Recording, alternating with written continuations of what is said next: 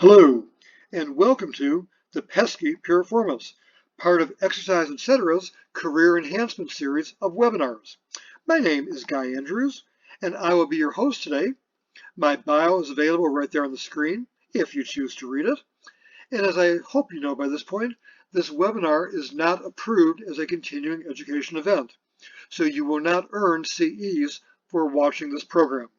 But you will leave here in about 20 minutes with a whole new understanding of how the piriformis muscle works, and hopefully a couple of new tricks for training this muscle appropriately. The piriformis muscle is one of the group that we call the hip external rotators. There are 6 of them, as you see here on the left side of your screen. When talking about the piriformis muscle, it is very hard to separate the piriformis muscle from the function of the sciatic nerve and of the hip abductors, the gluteus medius and minimus. If we take a look over here on the right side of the screen, you can see the interplay of these muscles. Going down the right column, you see the gluteus medius, and of course the gluteus minimus is not really pictured in this diagram. It is deep to the gluteus medius. You've got the piriformis, and right under that, in yellow, you see the sciatic nerve. It is the close proximity of the sciatic nerve to the piriformis muscle that makes this muscle so problematic with many of our clients, our middle-aged and older clients in particular, and especially our middle-aged and older female clients. Many of my clients, and remember that I only work with seniors, many of my clients complain on a regular basis about their sciatica. As you're probably aware, sciatica is a diagnosis for pain that originates in the low back and then transfers all the way down the back of one leg or both legs.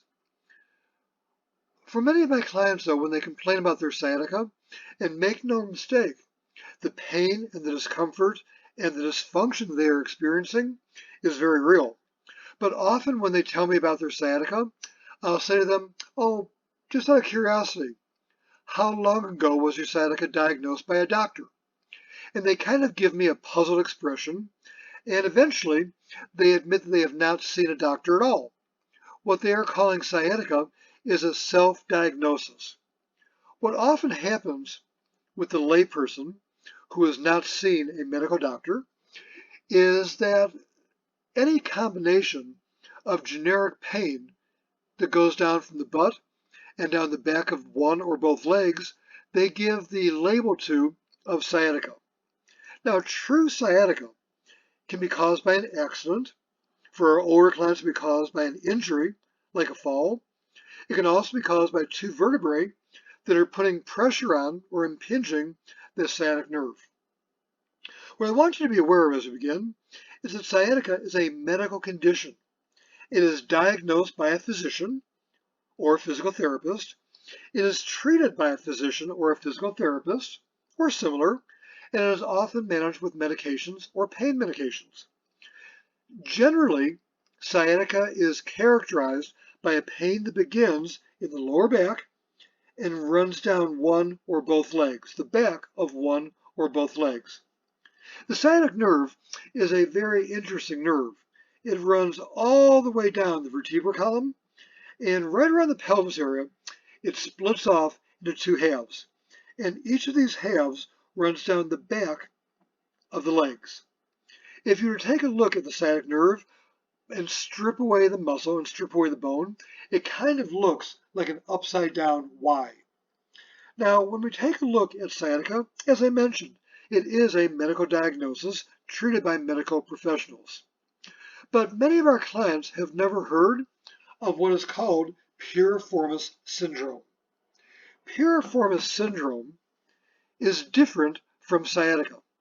Remember, sciatica is an injury or a trauma or an impingement of the sciatic nerve. Now, what we call a syndrome is a collection of symptoms, and not all people who present with piriformis syndrome will display all of the symptoms. In many cases, the issue with piriformis syndrome is not necessarily there's been any accident or injury or traumatic damage to the sciatic nerve.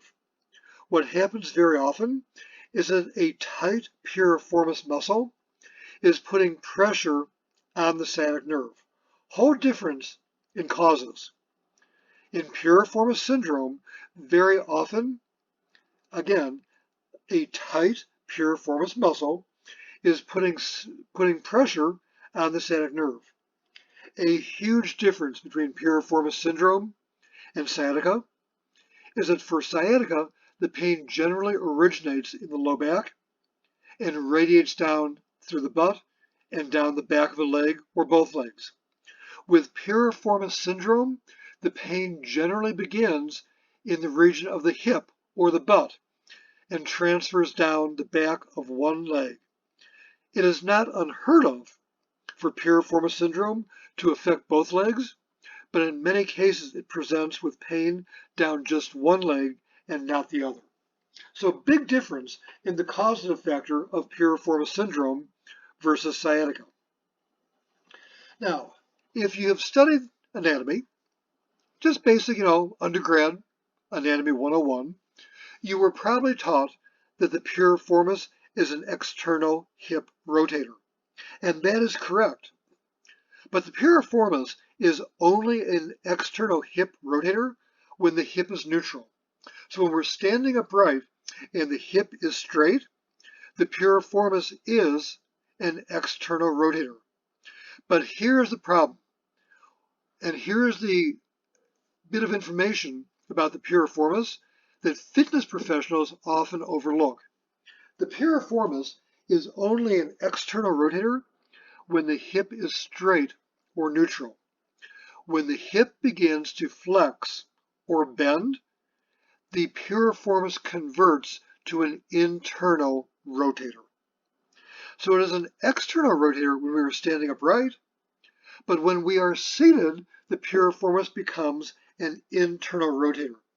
It's one of the few muscles of the body that makes such an overwhelming change depending on the angle of the hip. The reason why the function of the piriformis changes with the angle of the hip has to do with where it inserts on the femur. If you take a look right here where my pointer is indicating, the piriformis inserts at the very, very tip top of the femur. At the very, very tip top. When we are standing upright and the piriformis contracts, pulling the insertion where it connects to the moving bone to the origin where it connects to the stabilizing bone, it pulls the femur into external rotation, and the upshot is the leg and the foot turn away from the midpoint of the body. When we are seated, however, the biomechanics of the hip change dramatically. When we are seated, the same action of contraction of the piriformis, which is when the insertion is pulled towards the origin, now pulls the femur into internal rotation. And that is the concern. One more time, if you missed it the first several times, when we are standing and the hip is neutral, the piriformis acts as an external rotator. When we are seated and the hip is bent or flexed, the piriformis now becomes an internal rotator. And that analysis, that realization of the angle of the hip affects everything we do with how we train the piriformis. Now, I mentioned earlier, and you saw the diagram, how the piriformis muscle and the sciatic nerve are very, very closely aligned. They are very close to each other. Are you aware that it's not uncommon for the sciatic nerve to actually run through the piriformis? Some research has indicated that anywhere from 50 to 80% of the adult population have a sciatic nerve that actually penetrates the piriformis muscle. Interestingly, this typically occurs on one side of the body, but not necessarily on both. If your client is one of the folks whose piriformis muscle is penetrated by the sciatic nerve, they are even more prone to piriformis syndrome, and any tightening of the piriformis is likely to put pressure on the sciatic nerve and increase the likelihood of pain, discomfort, and dysfunction. We've got other issues associated with the piriformis. If your client is going to have a total hip replacement, depending on how the surgeon cuts them to install the prosthesis, very often these 6 external hip rotators are cut. Along with this, the gluteus medius and minimus, part of our abductors, are often cut as well. After they are cut and the prosthesis is installed, the muscles are now screwed back into the prosthesis and they've got to grow back in place.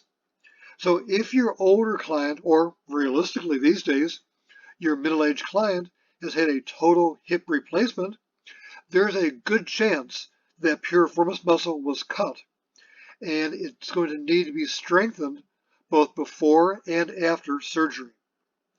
In addition, there are lifestyle issues that can contribute to a tight piriformis. Issues such as how we sleep, how we sit, how we walk, can all contribute to a tight piriformis. A classic example of a lifestyle issue that might make us tighten up our piriformis is if we sleep in what is called the figure 4 position. What you see here is a diagram. If you take a look at my legs are forming an almost perfect figure 4. Because I am on my back and my hip is neutral, right now my piriformis is in its role as an external hip rotator. If you sleep like this for X number of hours per night, it's very likely your piriformis is going to tighten up and over time impinge that sciatic nerve. Quiz your client if they are aware of whether or not they are a figure 4 sleeper or not. If they are aware of it and you quiz them further, they will probably tell you they always have the same leg, either right or left, in the figure 4. I became a figure 4 sleeper after I had my ACL replaced about 10, 11 years ago.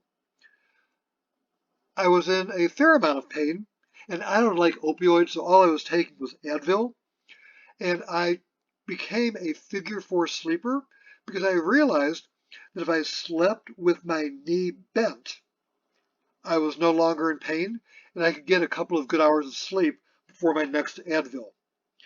When my knee healed and the pain went away, guess what? The habit stuck, and I began experiencing pain on my right hip due to a very, very tight piriformis. In those days, I was still a runner. I no longer am, but in those days, I was still a runner, and running in general and running on an incline became excruciating for me. I'll follow up on the rest of the story in a moment, but a figure 4 sleeper is very likely to experience the symptoms of piriformis syndrome on the side where they sleep with the bent knee. Are you aware that how you sit can contribute to piriformis syndrome?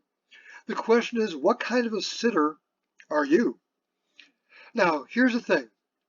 This is going to sound very, very dated and perhaps, unfortunately, a bit sexist.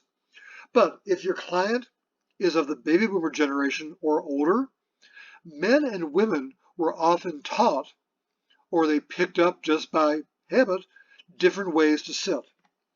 Women often sat or were taught to sit in a term that we don't use so much anymore, in a ladylike way with their legs crossed at the knee, while very often men sat with their legs crossed with one ankle over the other knee.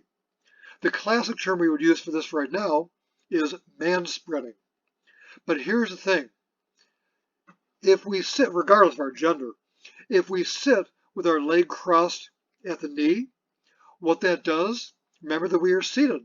So our piriformis is now an internal rotator. So if we sit with our leg crossed at the knee, we are pushing that piriformis muscle into internal rotation, tightening up, and when we try and stand over time, it impinges the sciatic nerve. If we are seated in the man spreading pose, right now the hip is in external rotation. It's actually a stretch of the piriformis muscle. We see this if we are seated in the cross-legged position or in different yoga postures. These two photographs on the right, like the one in the middle, because we are seated, show the piriformis going into a stretch as we sit with external rotation. So believe it or not, how you sit plays a difference. Have you heard of the SLAM initiative? I'm not making this up. The SLAM initiative. SLAM is an acronym for sit like a man. And the idea here is that by sitting with our legs spread wider or crossing our ankle on top of the opposite knee is less likely to cause a tight piriformis and to reduce or eliminate a whole manner of orthopedic problems and orthopedic dysfunction. There's a link at the very bottom of the page. Click on this if you get a chance, and it takes you to a really good article from the Washington Post from 2019, written by a female orthopedic surgeon who lays out a very, very detailed and I believe compelling case for why women should not sit with their knees together or cross their legs at the knee. So if you've never heard of the SLAM initiative, you heard it here first. How we walk also can contribute to piriformis syndrome. I'm going to skip ahead one slide. When we walk, we should be walking with our hips neutral, which means if you take a look down here at my feet, the toes are pointing straight ahead. The toes are pointing straight ahead. When the toes are pointing straight ahead, we are able to walk with a more neutral and narrow stance. Ideally, our feet should be, give or take, 3, 5, 6 inches apart if we are walking properly. And as we are walking, our feet remain pointing straight ahead. They're pointing at 12 o'clock, they're pointing due north, however you want to phrase it. This is the normal or ideal way to walk, where we have got an even distribution of weight on both legs, and our toes are always pointing straight ahead. So watching how our client walks can give an indication as to how tight their piriformis muscle actually is. Again, if we take a look at this right-hand diagram, toes are pointing forward. But as you're going to see, many folks walk with extreme external rotation in one or both hips. I really had to exaggerate this for the photograph, but if you take a look at the right-hand photo, my left hip is externally rotated, probably a good 30 or 40 degrees. The thing is, I had to exaggerate that to get the photo and to get the video. Many of our clients do not. Once you are aware of the angle of the hip during ambulation, you're going to see this everywhere. You'll see it at the grocery store, people walking down the sidewalk, people on the treadmill at the gym, in airport terminals, sporting events, wherever you see it. You will be amazed at the number of people who are walking with their hips externally rotated. Even young people do this, and very often both hips are not externally rotated. It is one or the other. If your client is walking this posture, I will bet money that on the side that is externally rotated, they are experiencing pain and discomfort. The walk looks like this. Again, I really exaggerated that to get the video, but take a look not only at how far externally rotated my left hip is, but also how it has changed my entire gait. I've got a much more plodding gait. It almost looks like I'm sporting a little bit of a limp there. And also with that external rotation, If you notice, my gait is further affected because I don't have as much dorsiflexion. I am not hitting on the left side with a good heel strike and my toes lifted up. That is what is causing that kind of plodding gait that I've got going on. If your client is working on a treadmill, and if they're always on the same treadmill, what you will see over time is, in this case, my example of where I'm putting more and more pressure on the left leg. Over time, it actually shifts the belt on the treadmill to the externally rotated side. It'll actually shift the belt on the treadmill. So watch how your client walks. Are they walking with hips neutral or externally rotated? And finally, our last lifestyle issue for the symptom of piriformis syndrome has to do with the pain and the tingling and the numbness down the leg. I think we've talked about pretty much all of this. There's another link down here, a really, really good link to an article from the National Institute of Health on the piriformis muscle, its relationship to the sciatic nerve, the presentation of symptoms of the syndrome. But what I wanted to point out here is, and I alluded to this earlier, piriformis syndrome discomfort usually presents in middle age or older.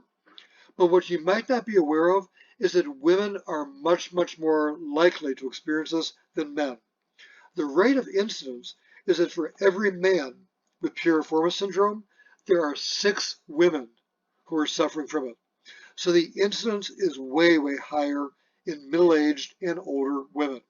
Part of this is attributed, and that's why this article that you see in the bottom, such a great article, part of this is attributed to the fact that women have wider hips and a wider pelvis that might make them more prone to external rotation and the dysfunction that comes along with it and the tightening up of the piriformis muscle. Other things that are involved in a healthy piriformis, we talked about the lifestyle issues, how we sleep, how we stretch, how we sit, how we walk. But again, I'm going to be sexist. Many of our men, or our male clients, especially boomers and older, they have the really bad habit of sitting with their wallet in their back pocket. In the photograph, this wallet is fairly thin. Some of my older male clients, their wallet is generally about the size of the Manhattan Yellow Pages. And if they are sitting on that, what it does is it throws off the entire alignment of the pelvis and the hip, throws on the side where they wear their wallet, throws that hip into internal rotation, and tightens up the piriformis. If your male client or female client, this is not really gender specific, but in my experience, my clients, my females keep their wallet in the purse, while my men keep the wallet in their back pocket. They typically will always keep the wallet in the same pocket. It's not like they shift from left and right.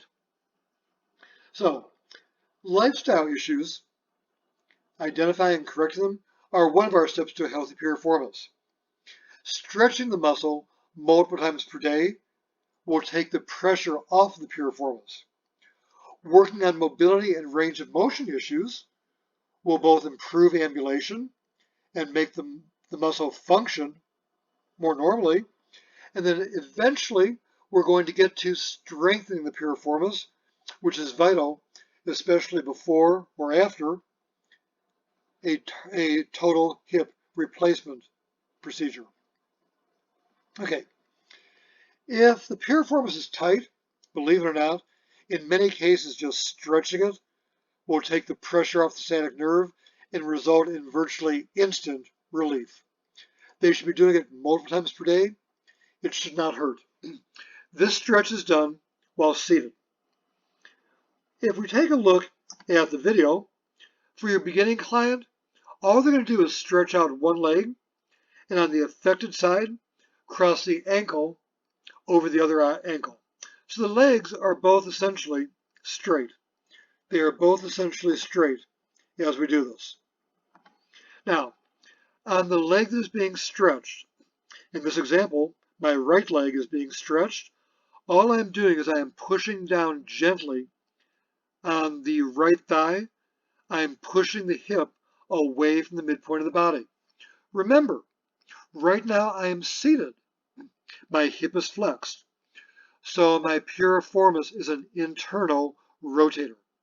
So pushing the piriformis into external rotation is going to stretch it in its role as an internal rotator. Okay? If your client is heavy, or if they are deconditioned or older, this is the way you're going to start out this stretch. And again, they need to do it multiple times per day. Hold each stretch for 10 to 30 seconds. Remember that after they stretch, what is going to happen?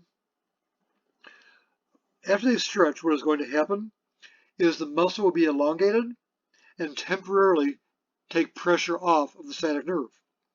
But remember, our muscles are elastic. Yes, they can be stretched out, but over time, they begin to revert back to their original resting size and shape. That's why we encourage our clients to do this multiple times every day. The goal is to elongate the muscle and have it remain in an elongated state, so it is taking the pressure off the sciatic nerve on a more or less perpetual basis. Now, if your client is a bit more advanced, here's the advanced version of the piriformis stretch. It looks very similar. We are still seated, so our piriformis muscle is still an internal hip rotator. But now what I'm going to do is I'm going to cross my ankle on my opposite knee, classic man spreading position, and push my leg, push my hip away from the midpoint of the body. Push it away. I am pushing it into external rotation. So I'm pushing it into external rotation. I'm going to hold that for 10 to 30 seconds, which is going to result in a more long-lasting elongation of the piriformis muscle to take the pressure off the sciatic nerve. And I'm going to do this multiple times every day. Some research I've read indicates that doing this 3, 5, 6 times per day is ideal.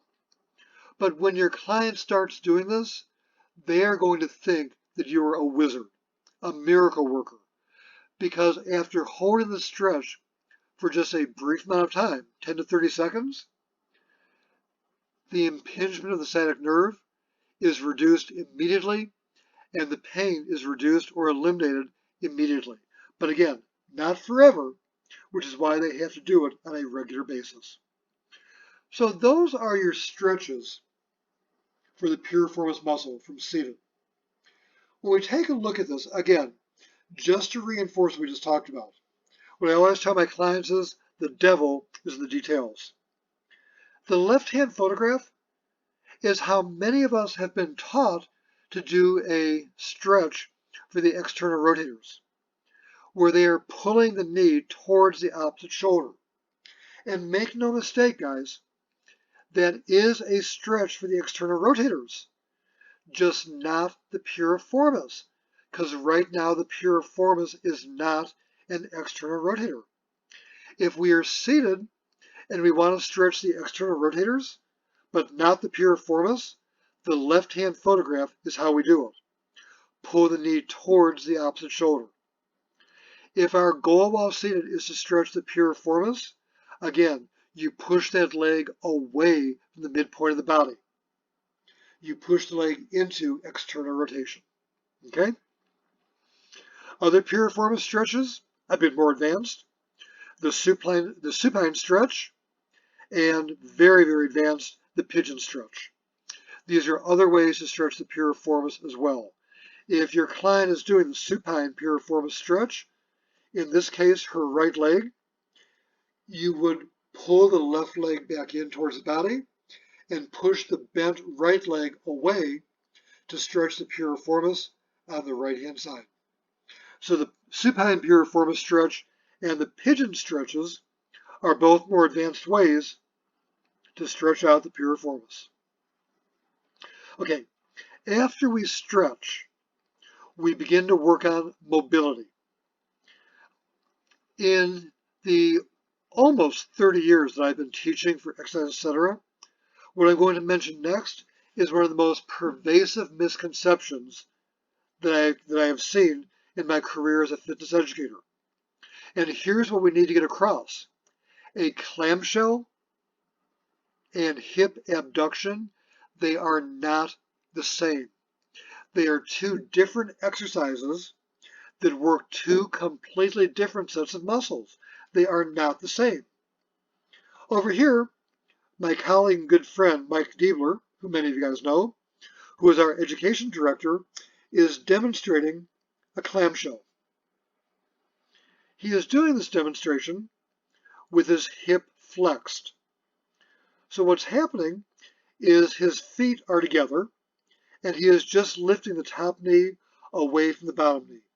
What he is doing is he is working that top leg in external rotation. Remember that because his hip is flexed, he is working his external rotators, just not his piriformis. Okay? So that is a clamshell. It is a staple before and after total hip replacement or total knee replacement.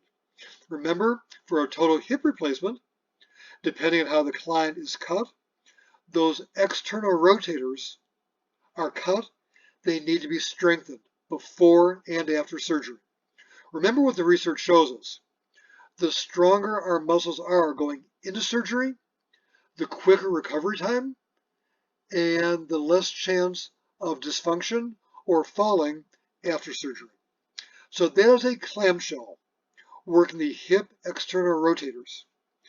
Hip abduction is what I am demoing right here. See how my top leg is straight and I'm lifting my leg up. This is not rotation. It is hip abduction. I am working the gluteus medius and the gluteus minimus as well as the tensor fasciatum right now. If you want to put a number to it, about 60% of this abduction is coming from the gluteus medius, about 30% from the gluteus minimus, and only about 10% from the tensor fasciatum. One of the dead giveaways that you are doing abduction and not rotation is that with abduction, what's happening is the knee and the foot are moving together in the same direction. My knee and my foot are both moving up. That's a huge difference from doing hip external rotation, where if we take a look one more time at Mike, it is only his knee that is moving up. His foot is not moving. So that is your giveaway. When we are doing a clamshell, hip external rotation, only the knee is moving up. When we're doing abduction, the knee and the foot are moving up. Another way to work on mobility is with a supine hip rotation. Take a look at Mike's right leg. It's moving into internal rotation and then back to external. Doing the same with his left leg. What he is doing sequentially is moving each hip into internal and then external rotation. This is a hip mobility exercise. When doing a clamshell, whether our hip is flexed or neutral makes a difference. On the left-hand diagram, we covered this a bit earlier. My hip is bent or flexed. I am working my hip external. Oh, my dog came in to say hello. If we are working with the hip flexed, I am working my hip external rotators, just not the piriformis. So clamshell with a flexed hip, the hip external rotators, but not the piriformis. If I am working a clamshell with my hip straight or neutral, I am working my piriformis, okay, along with the other 5 hip external rotators. So if you want to put this onto a continuum with the hip flexed, remember, there are 6 external rotators. You are working the 5 external rotators, but not the piriformis. With the hip neutral, you are working all 6 external rotators, including the piriformis. Okay. Another way to work on mobility for the piriformis is from the tall one-legged kneeling position with the working leg on a glider, just rotating in and out. Mike's left leg is going to internal rotation and then back into external rotation. In this case, that left leg or the left hip is neutral, so the piriformis on the left leg right now is back into its role as an external hip rotator. Okay? When the hip is neutral, there are several muscles that are working as the hip internal rotators, most notably the adductor muscles of the hip. Okay. And finally, to strengthen the piriformis muscle, you need resistance. What you're seeing here is I'm back to seated. It can be done side lying as well. Now that we've discussed the rules for clamshells, I'm doing it seated because for many of our clients, our older clients in particular, that is way easier than getting down on the floor. If we take a look at the left-hand diagram, I've got a resistance band around my legs, just a bit lower than my knees, and I'm going into external rotation of both hips. I'm going into external rotation of both hips. Okay? As we take a look at this, I know I'm turning into a broken record here, but from many years of teaching, I know it bears being repeated. I am seated, my hip is flexed, I am working my external rotators, but not my piriformis, because right now my piriformis is an internal rotator. Okay? To work on the piriformis muscle, I need to have a different line of pull of my band. Also, what I will say is that if you're doing resisted clamshells while seated, you will actually have more intensity by keeping the band where I have got it, as opposed to putting it down lower towards the ankle. In this example, the lower the band goes towards the ankle, you are losing the resistance. Don't believe me? Give it a try.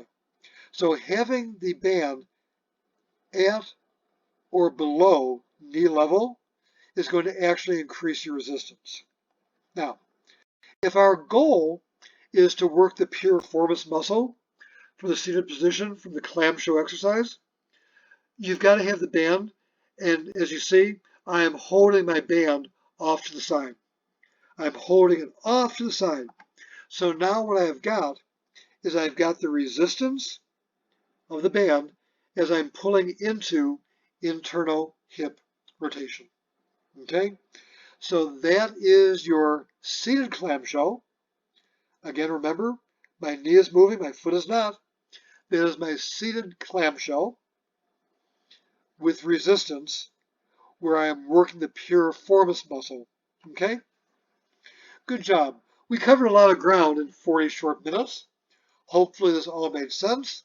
Hopefully you've got a whole new way of looking at the piriformis muscle and of understanding what our clients are going through, especially our older female clients.